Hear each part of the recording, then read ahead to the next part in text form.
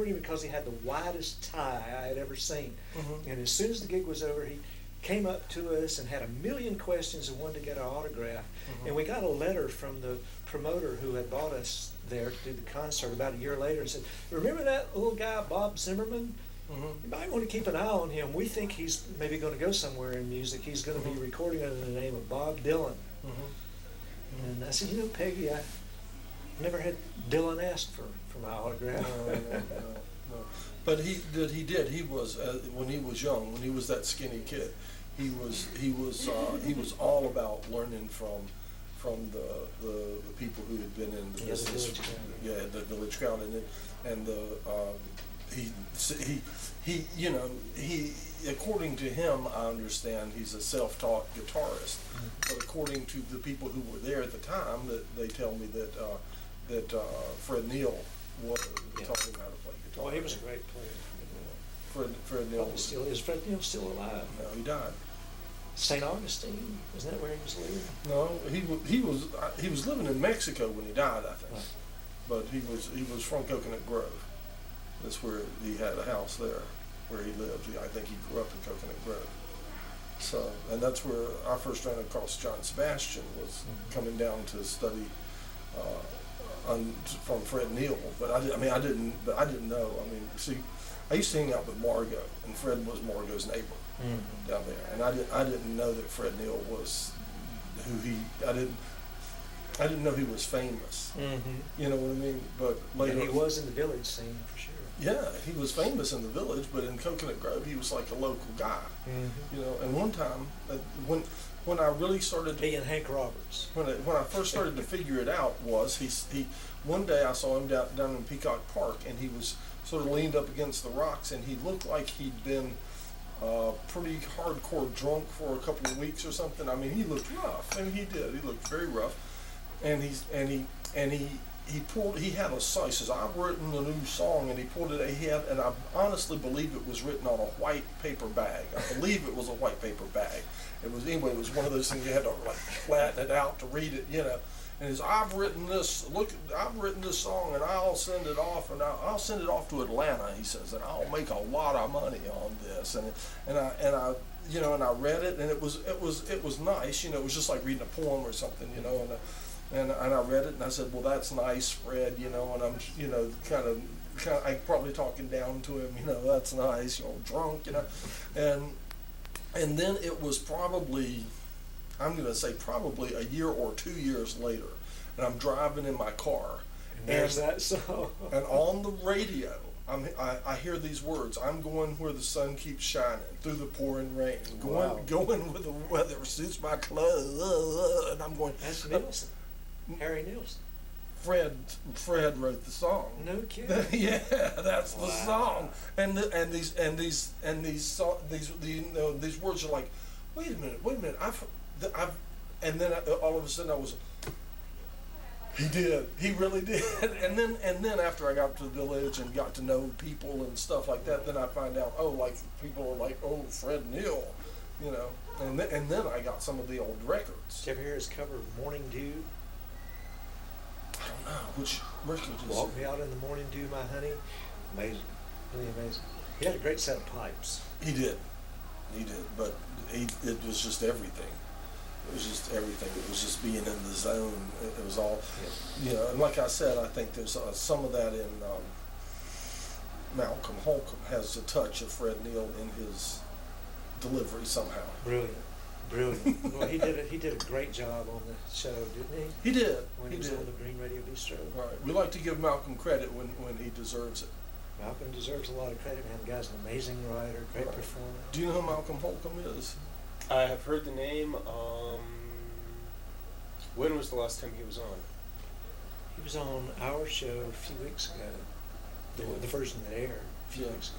But he had, like, I don't know if it was his last album or the one before or whatever, but I remember he got, I think, was it a 5-star review in Rolling Stone magazine and stuff, which blew my mind. I mean, and I don't know if you know, but I don't think Rolling Stone gives out a 5-star review how often. I mean, you know, maybe Led Zeppelin would get a 5-star review, and Malcolm Holcomb, you know what I mean? Yeah.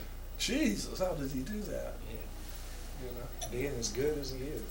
He's, you know, and then often we would find him in some of the local bars down right downtown, and sometimes pretty messed up, and somebody'd say, "What are you doing?" And he'd say, "Research, or research for my next stop." Yeah, Malcolm seems to put that behind him. I'm real proud of him for that. Real proud of him for that. Oh yeah. You know, I mean, there's musicians with stories. We still have plenty of ticks. Okay, well, I got, just in case we get a rush here at the end. I don't think we're going to, though. I don't think we're going to get a rush. That's too bad. I would like to get the story on the case that your sound equipment, that your EQ equipment is in. How did you end up with the road case from, what was it? It was, it has been drug around to a bunch of shows before I got it. It was the case that held the electronics to the tape recorder that recorded Woodstock, but it's been to a lot more things than Woodstock, and it's just the box. All I wound up with was the box, and I got it off of another sound man that had been dragging it around from years, and he just told me, he says, you know, this has been to more shows than you and I put together, and you can tell it by looking at the box. If you notice, it's about to come apart at the seams, but it was a well-built box, and it was built. It's a piece of Ampex equipment, and it held the electronics to the tape recorder. The record amps and stuff were separate from the deck in those days, and maybe the mixer was in there. I'm not sure. Little, you know. Well, John, how did you get started in the sound business? Well, I'll tell you, my father was a mad scientist before me, and an audio engineer. And my father was a somewhat renowned chemist, was known to have probably manufactured, for instance, more of Uncle Tom's MDA than Uncle Tom did, since they were friends. But we won't go there. Just to give you the scope of what he was into, but he was an electronics engineer, and an excellent electronics engineer, and he was a sound man for Wilby Kinsey Theaters, which, if you know, in Winston-Salem, the Carolina Theater was a Wilby Kinsey. That house was designed by the same people that designed the Fox Theater in Atlanta. And so, you know, it was a pretty grand. If you were ever in that theater, it was a pretty grand house. It really was. The one in Greensboro is very grand. Okay, so I don't know that one, but anyway, so he traveled Wilby Kinsey theaters, going in and maintaining the sound systems in the theaters and stuff like that, which is why we had in our living room a pair of Voice of the Theater cabinets for our stereo, you see what I mean, which is, that you can imagine. Sure. And that's what we had for our PA with Flo. Exactly. Well, exactly. Those whole Voice of the Theaters were some wonderful speaker cabinets, weren't they? Efficient and sounded good. And so we, and he was also one of the first people in the country to cut with a hot stylus. He used to like to tell the story. He used to cut records. He had record lathes and stuff, and he was also a rock hound, and would, you know, going around here in North Carolina, you can find all forms of gemstones and stuff. And when he would find rubies and sapphires, he would swap them to this guy up in New York who cut cutting styluses for people who cut records. They used sapphire, and when he said one day when he was negotiating with this guy about some stuff and going to trade him some rocks, the guy told him, he said, "There's something new you might want to try. Some people have come up with a thing they're cutting with a hot stylus." And they told him, he said, you wrapped a certain number of turns of wire around the stylus, and you run so much current through it, you know, and brings it to a certain temperature, and they cut their records with that. And this was, I believe, the beginning of the micro. This is to master. To cut masters. So this is the beginning of the micro groove and high fidelity stuff for us, you see. And so he was one of the first people doing it. It was still sort of a geekish, sort of a nerdish thing to do, like the hobbyists were doing that, you see what I mean, before it actually caught on. And then after he had started doing that, this guy came to him who had recorded a record but needed a master of it or something cut that was to be put out by Decca, but Decca's mastering facility was backed up, but their pressing plants were not backed up. And he asked my father, would he cut this disc for him? And so he said he would. And he cut a master disc for this guy, and they sent it off to the pressing plant so he could get it out quicker. And when the guys at Decca ran across this thing, they were all like, "Whoa, listen to this," you know. And so they got on the phone to him very quickly, and they said, "Will you cut master discs for us?" So he used to cut master discs for Decca. So I grew up. That's the environment I grew up in, as far as sound. And my father would tell me things. He would say he would tell me things like Pickering cartridges are really good, you know, and Shure makes a good cartridge too, you know. And he would say always Ampex tape. He says, and Scotch makes some good tape too. And he would say, or 3M, I guess. And he would say, he would tell me things like never use two microphones when one will do. And just things like that I heard all my life, you know what I mean? Just so I grew up with a lot of. Is that where you got the idea for the microphone we're using? Well, is that the legendary microphone? The legendary microphone? No, this isn't the legendary microphone, but this is a good sounding microphone. Here, I'll give you an idea here. Is this one that you built? Yeah, that was what I modified a little bit. Okay. No, put it on with the yeah, that way. Okay. Now y'all talk around that microphone and see what you sound like. We're just yeah, talk. Say. Okay, we're talking. We're talking around this thing, which I have to say I'm still very impressed with this as a microphone. Now get kind of close to it, because it's even better when you get close and say. Okie dokie. That's I'm amazing. talking. Yeah, it's a microphone. But now this is really a good sounding microphone, isn't it? Is that a good sounding mic or what? It really is. It really is. May I try that? Sure. Now go ahead, talk in that mic. That's a good microphone over there for. Okay, I'm talking in the flat piece of metal that's a microphone. Okay. And now I'm going to talk into this microphone, and you see if I get really It's in. really clean, isn't it? If you get just in this mic, it's a good sounding mic. That's isn't it? pretty powerful. Yeah, it's a nice mic. Yeah, And very clean. I'm not talking very loud. So Very is this clean. the one that you made from? This is one that I've modified, but this is not this. I have several, and I'll get one. Let me see. Let me check on the time, because if it's getting to be time on us, we're getting kind of tight on time. And there's And some. what are we listening to? What are the people watching? This is the Mad Scientist Tea Party, and there's things that I need to say. Okay, for right off the bat, I gotta say, boys and girls, let's keep those cards and letters coming in, and folks, don't forget them checks, because them's what keeps us on the air. Also, this is the Mad Scientist reminding you, always remember, things are a lot more like they are now than they ever have been. God. Okay. Now, And aren't we glad? I just had to get that out. Okay, look out. This is not. When he gets out his ammo box. This is not the one we use on your show. This is a different one, but it's the most like the one I use on your show.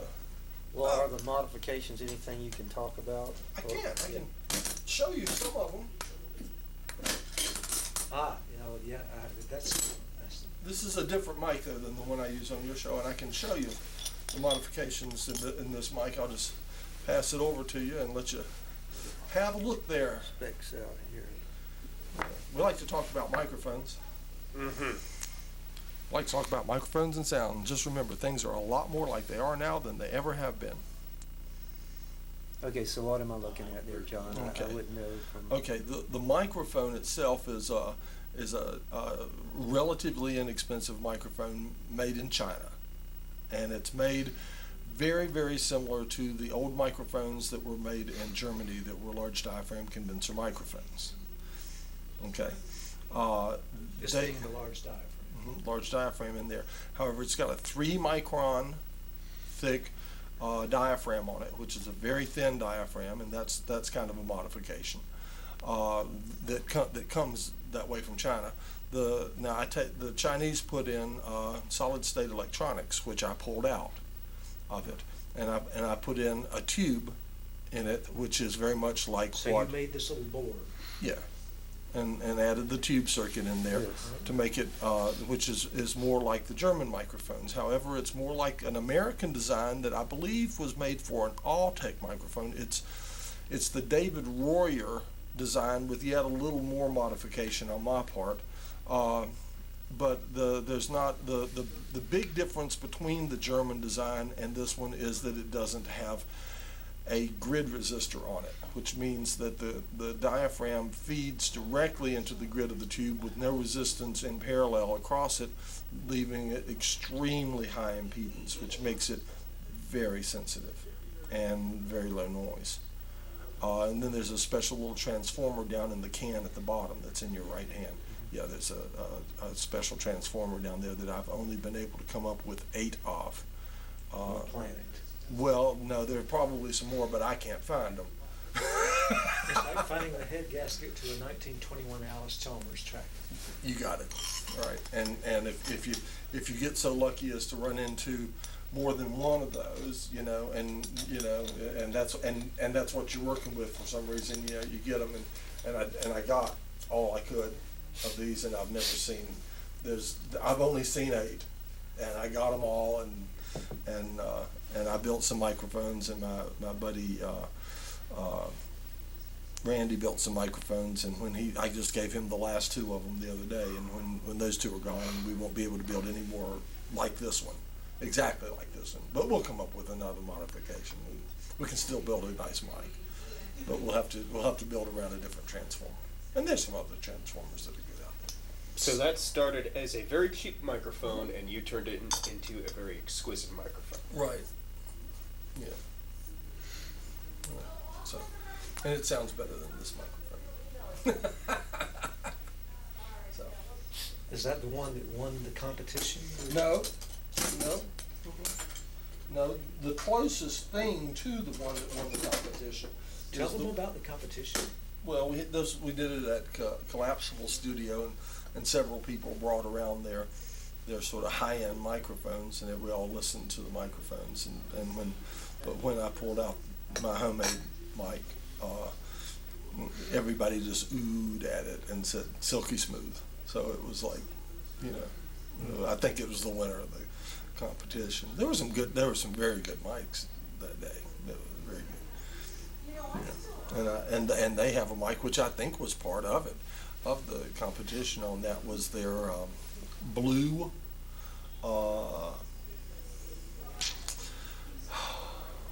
What is it? It's not a butterfly. It's what are those little bugs with?